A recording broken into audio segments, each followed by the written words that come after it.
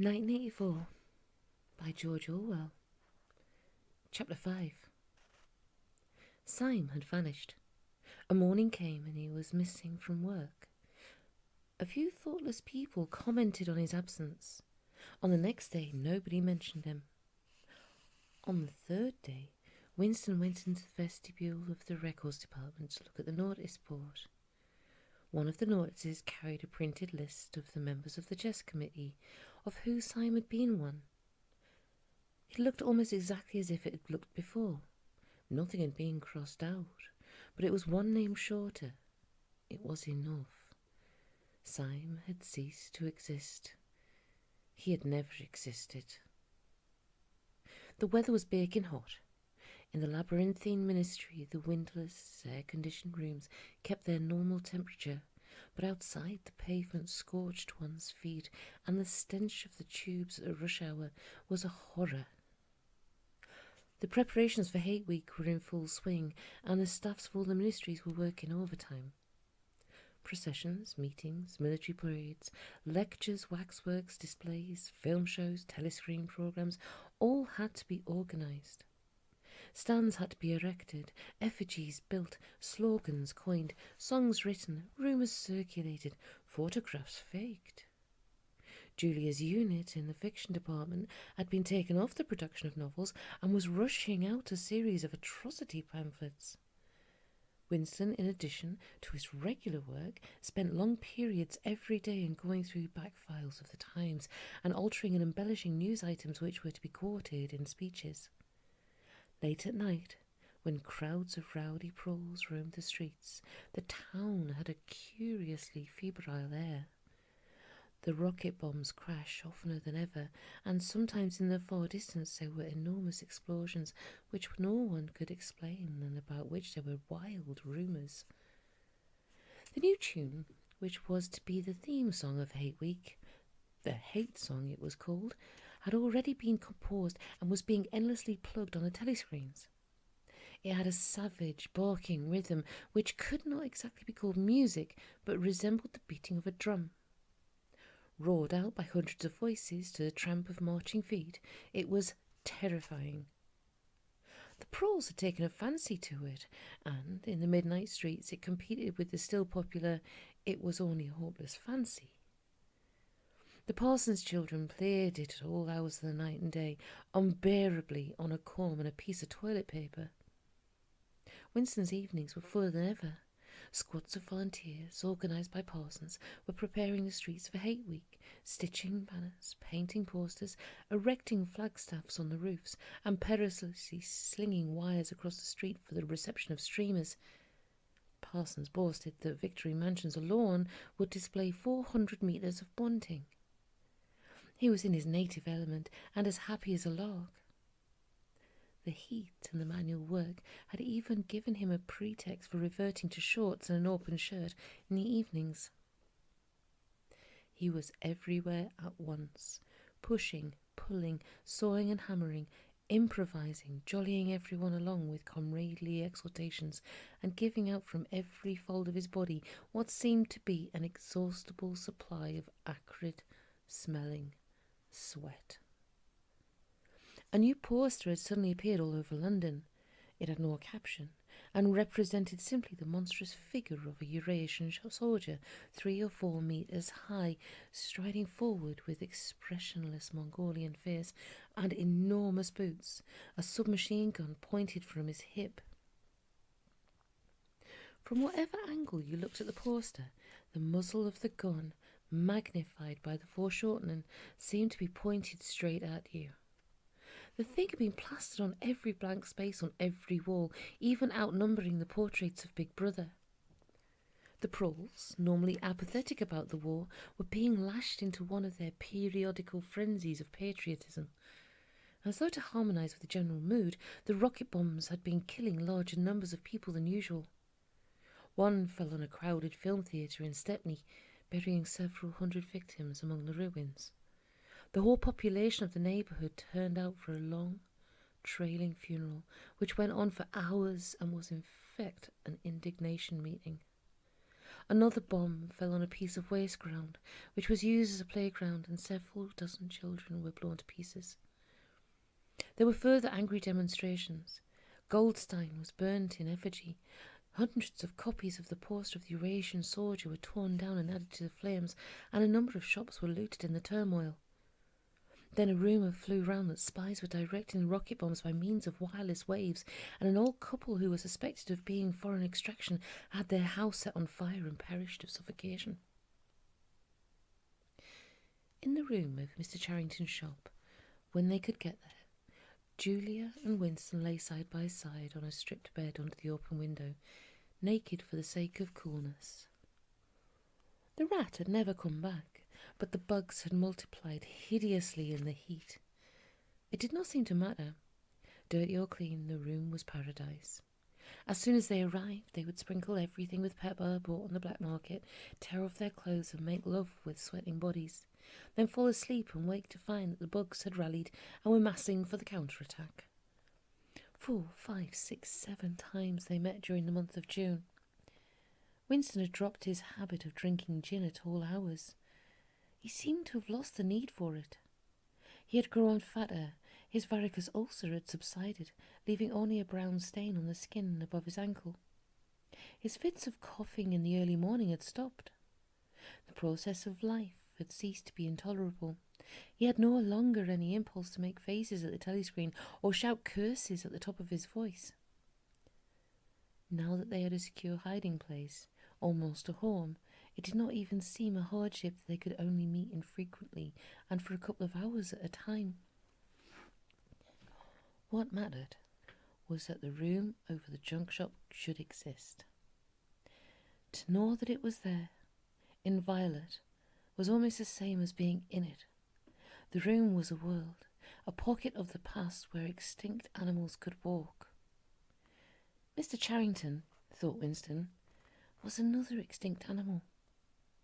He usually stopped to talk with Mr. Charrington for a few minutes on the way upstairs.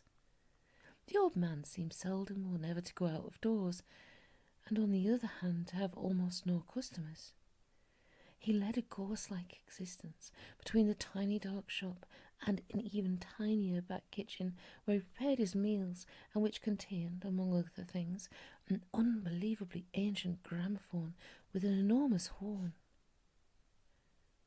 He seemed glad of the opportunity to talk.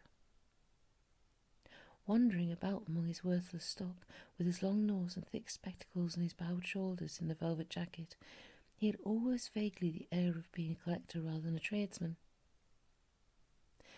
With a sort of faded enthusiasm, he would finger this scrap of rubbish or that, a china bottle stopper, the painted lid of a broken snuff-box, a pinchbeck locket containing a strand of some long-dead baby's hair, never asking what Winston should buy it, merely that he should admire it. To talk to him was like listening to the tinkling of a worn-out old music box.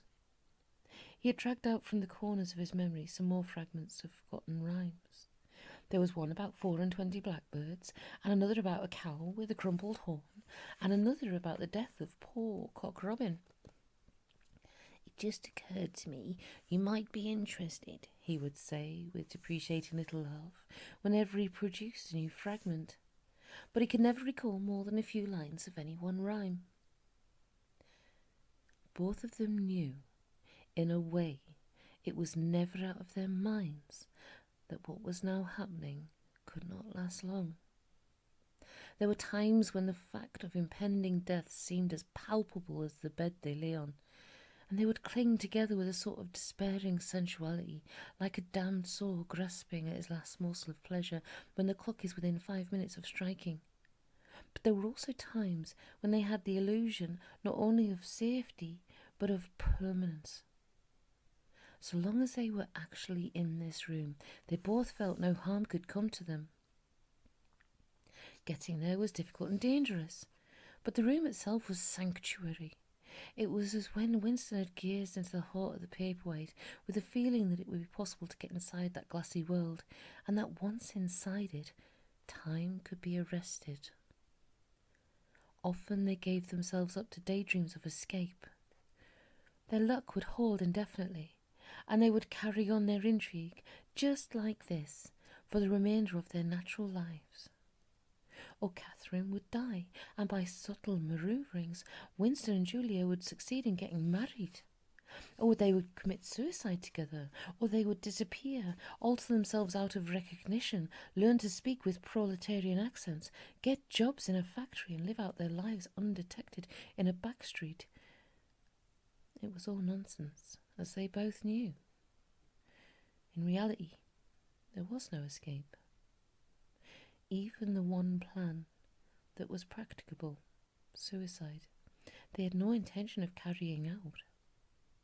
To hang on from day to day and from week to week, spinning out a present that had no future, seemed an unconquerable instinct, just as one's lungs will always draw out the next breath, so long as there is air available.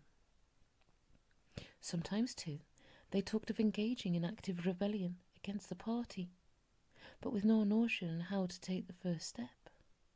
Even if the fabulous brotherhood was a reality, there still remained the difficulty of finding one way into it. He told her of the strange intimacy that existed, or seemed to exist, between himself and O'Brien, and of the impulse he sometimes felt to simply walk into O'Brien's presence, announce that he was the enemy of the party, and demand his help. Curiously enough, this did not strike her as an impossibly rash thing to do. She was used to judging people by their faces, and it seemed natural to her that Winston should believe O'Brien to be trustworthy on the strength of a single flash of the eyes. Moreover, she took it for granted that everyone, or nearly everyone, secretly hated the party and would break the rules if he thought it safe to do so. But she refused to believe that widespread organised opposition existed or could exist. The tales about Goldstein and his underground army, she said, were simply a load of rubbish which the party had invented for its own purposes and which you had to pretend to believe in. Times beyond number, at party rallies and spontaneous demonstrations, she had shouted at the top of her voice for the execution of people whose names she had never heard and in whose supposed crimes she had not the faintest belief. When public trials were happening, she had taken her place in the detachments from the Youth League, who surrounded the courts from morning to night, chanting at intervals, "Death to the traitors." During the 2 minutes heard, she always excelled all others in shouting insults at Goldstein. Yet she had only the dimmest idea of who Goldstein was and what doctrines he was supposed to represent. She had grown up since the Revolution and was too young to remember the ideological battles of the 50s and 60s.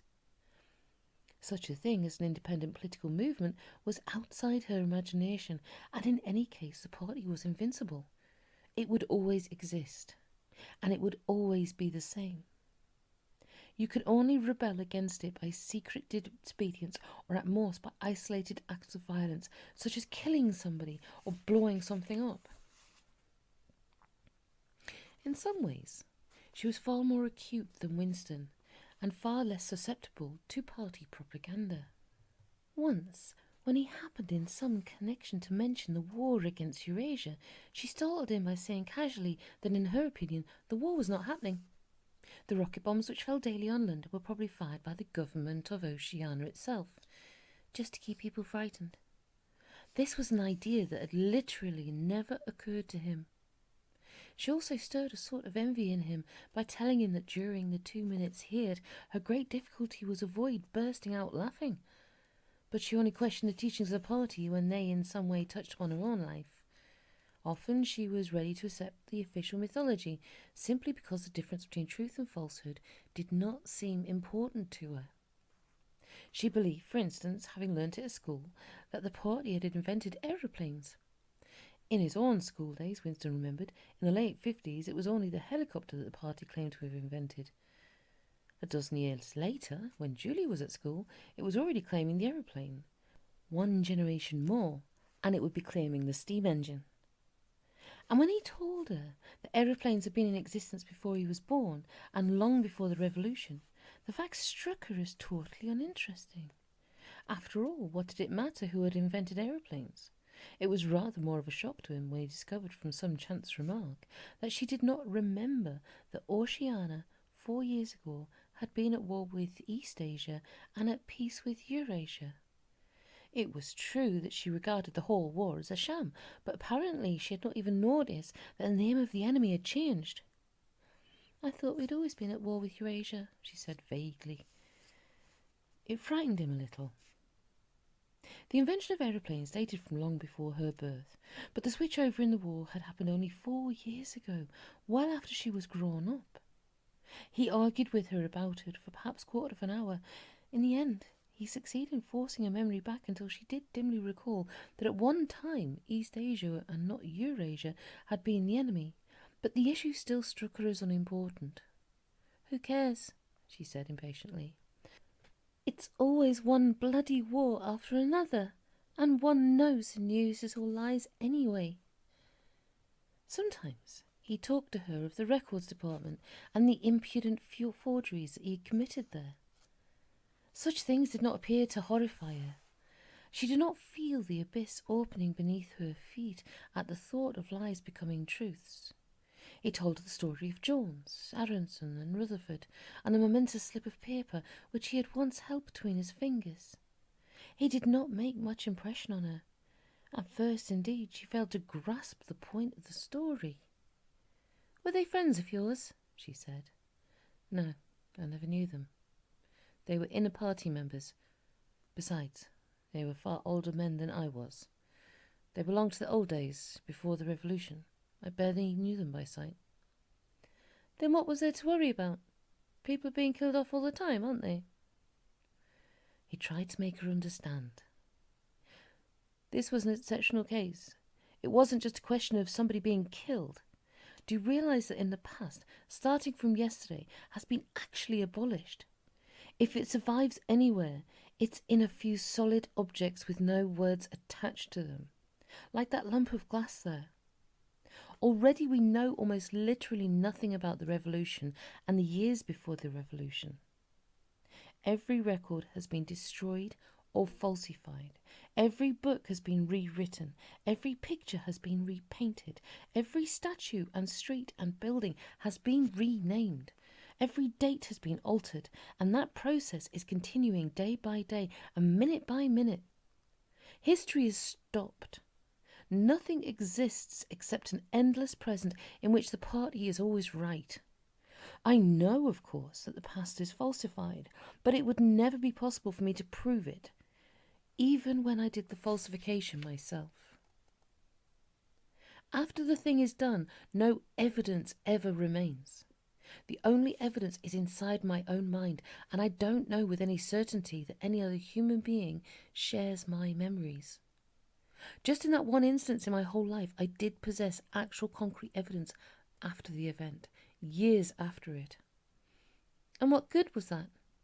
It was no good because I threw it away a few minutes later, but if the same thing happened today, I should keep it. "Well, I wouldn't," said Julia. "I'm quite ready to take risks, but only for something worthwhile, not for bits of old newspaper. What could you have done with it, even if you had kept it?" "Not much, perhaps, but it was evidence. It might have planted a few doubts here and there. Supposing I dared to show it to anybody. I don't imagine that we can alter anything in our own lifetime, but one can imagine little knots of resistance springing up here and there, small groups of people banding themselves together and gradually growing, and even leaving a few records behind so that the next generations can carry on where we left off." "I'm not interested in the next generation. I'm interested in us, dear." "You're only a rebel from the waist downwards," he told her. She thought this brilliantly witty and flung her arms around him in delight. In the ramifications of party doctrine, she had not the faintest interest. Whenever he began to talk of the principles of Ingsoc, doublethink, the mutability of the past, and the denial of objective reality, and to use newspeak words, she became bored and confused and said she never paid any attention to that kind of thing.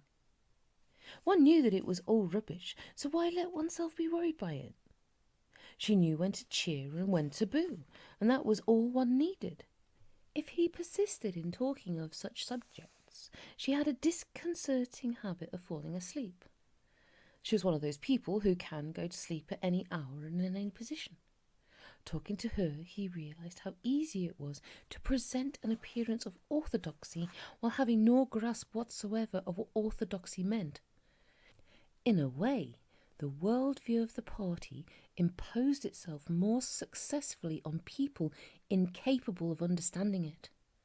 They could be made to accept the most flagrant violations of reality because they never fully grasped the enormity of what was demanded of them and were not sufficiently interested in public events to notice what was happening. By lack of understanding, they remained sane. They simply swallowed everything, and what they swallowed did them no harm because it left no residue behind, just as a grain of corn will pass undigested through the body of a bird.